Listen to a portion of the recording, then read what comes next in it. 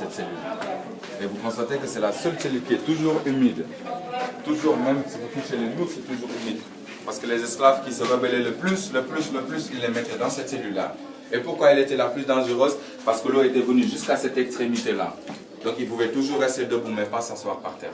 Par contre, de l'autre côté, ils pouvaient s'asseoir, s'accroupir, mais là, ils devaient toujours rester debout. Et donc le règlement avait voté que tous les récalcitrants qui étaient plus graves, ils les gardaient ici 1 mois ou avoir 1 mois et demi debout. Donc ça diminuait leur force. Voyez. C'est la grande cellule des récalcitrants. Et là, pour les dames, les femmes, ils étaient considérées comme non bien, avec les enfants moins de 5 ans.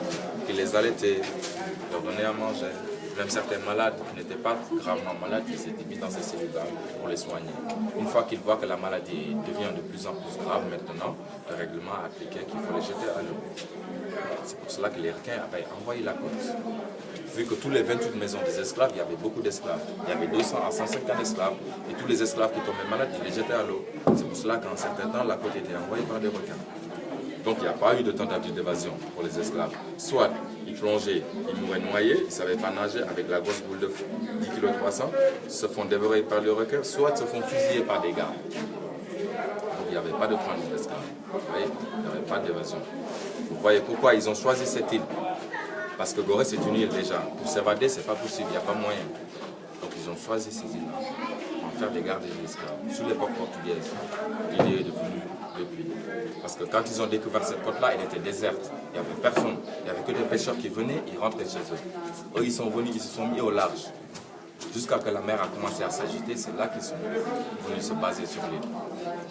Et c'est là qu'ils ont construit le premier bâtiment que je vous ai montré tout à l'heure, qui était l'ancienne chapelle, qui est devenue l'actuel poste de police, depuis 1481. Alors là, toujours on prolonge pour voir le couloir qui mène la porte de l'aile sans retour. Pourquoi la porte de l'aile sans retour? Parce qu'une fois que l'esclave franchissait cette porte-là, il disait adieu à l'Afrique. Il ne revenait plus. Et comment ça se passait? Les esclaves, ils passaient 2 à 2. Ils partaient 2 à 2 vers ce couloir-là pour rejoindre les couloirs des salles d'attente.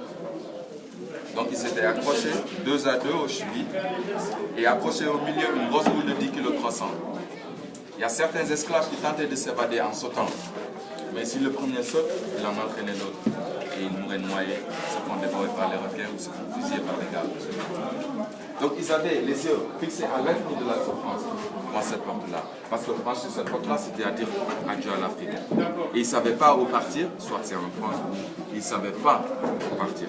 C'est pour cela que l'histoire dit qu'à partir de ce couloir-là, les esclaves ils avaient les yeux fixés à l'infini de la souffrance. Et vous avez 2 couloirs, gauche à droite, c'était les salles d'attente en essence de départ pour les esclaves. Parce qu'ils partaient par numéro matricule avec le fer rouge. Une fois qu'ils arrivaient dans les plantations, ils s'attribuaient des noms, ou simplement les nouveaux maîtres qui les donnaient des noms. Si c'était en Amérique, c'était afro-américain, des noms. Antilles et Haïti, des noms français. Cuba, brésilien. Vous voyez? Et de Cap-Vert, c'est des Portugais. Ils donnaient des noms portugais, tout ça, comme ça. C'est pour cela qu'ils ont changé de nom. Mais c'est des descendants d'Afrique qui viennent d'un peu partout de la côte ouest de l'Afrique. Ghana, Nigeria, Togo, Ghana. Et il y a des forts qui sont là-bas. Et tous ces forts-là, il y avait des négriers qui étaient là. Donc petit à petit, Gorée a pris possession de la pointe la plus importante, vu son point géographique. C'est pour cela qu'ils ont choisi Gorée. De l'autre côté, on a aussi d'autres couloirs, gauche à droite, c'était réservé pour les gardes, dont leur présence a fini par être inutile. Parce que les esclaves, ils étaient enchaînés 2 à 2, avec une grosse boule de 10 kg 300, ils ne pouvaient pas s'évader. Donc leur présence avait fini par être inutile. Et en 1992, le 22 février, on a eu aussi la visite du pape Jean-Paul II, qui à partir de cette porte-là, il s'est accroupi en disant pardon à l'Afrique pour sa patrie. Pourquoi? Parce que les missionnaires chrétiens étaient impliqués sur la vente des esclaves. Et il a donné le message, il a fait même la messe en disant de ce sanctuaire africain de la douleur noire, nous implorons le pardon au ciel. Et pendant tout ce temps-là, laissez-moi vous dire que l'esclavagerie en Afrique, au Sénégal, ici à Gorée, a duré 350 à voire 400 ans. Ça a débuté en 1536 et a été aboli en 1848, avec 15 à 20 millions de Noirs qui ont transité dans toute l'Afrique de l'Ouest en passant par Gorée. 6 millions mourus de privation et de maltraite, et 14 millions se sont retrouvés dans les prisons. Alors que la grande question est, comment est-ce que ces Occidentaux qui vendaient ces esclaves-là pouvaient s'organiser à vivre en haut et qu'il y avait les esclaves en bas? C'est la grande question. Parce que la partie haute a été réservée pour les marchands d'esclaves. Durant tout ce temps-là, ils vivaient tranquillement dans leur local, superbement. Et qu'il y avait la souffrance en bas. Ça, c'est la grande question.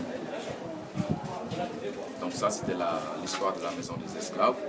Et après, vous avez les panneaux écrits, tout. Et ça, c'est la salle d'attente, en fait. Ça, c'était les salles d'attente en essence de départ. Avant de leur marquer le fer rouge. C'est là qu'ils attendaient. Ils pouvaient même attendre 2 heures. Parce que les bateaux se mettaient au large, très loin. Donc, ils devaient traverser le pont pour se mettre dans les petites barques pour se retrouver au large dans les grands bateaux. Donc, ils pouvaient attendre 2 heures, 2 ou 3 heures et demie.